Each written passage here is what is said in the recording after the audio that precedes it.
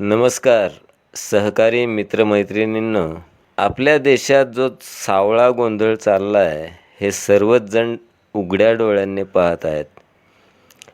महाराष्ट्र विधानसभेचा निकाल, हरियाणाचा निकाल आणि आता बिहारचा निकाल, हे सर्व निकाल डोकं चक्रावून सोडणारे आहेत.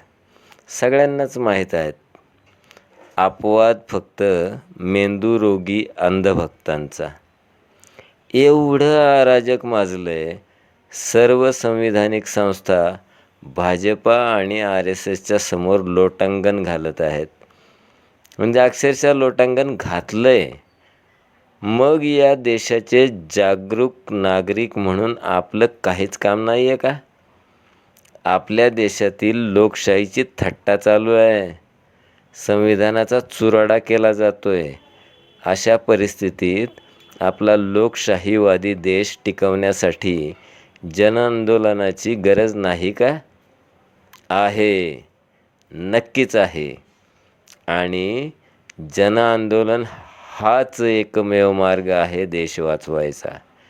आणि मित्रांनो, याच दृष्टीनं राहुल गांधी या देशाच्या विरोधी पक्षनेत्याने जनआंदोलनाची भूमिका स्वीकारलेली आहे. हीच खरी क्रांतीची सुरुवात आहे. भाजपा या राहुल गांधींच्या भूमिकेमुळे पूर्णपणे बिथरली आहे.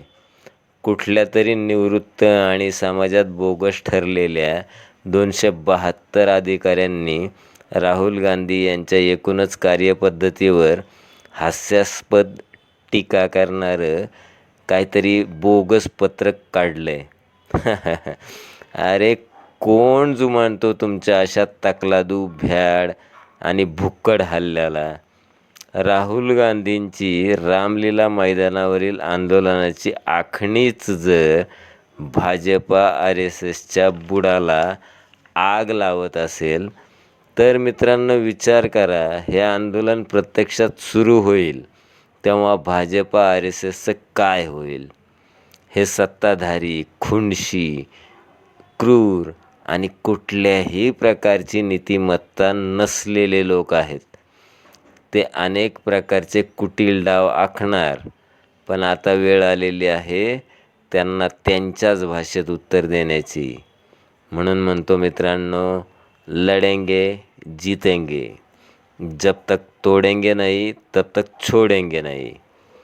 जय भीम, जय संविधान मित्रांनो.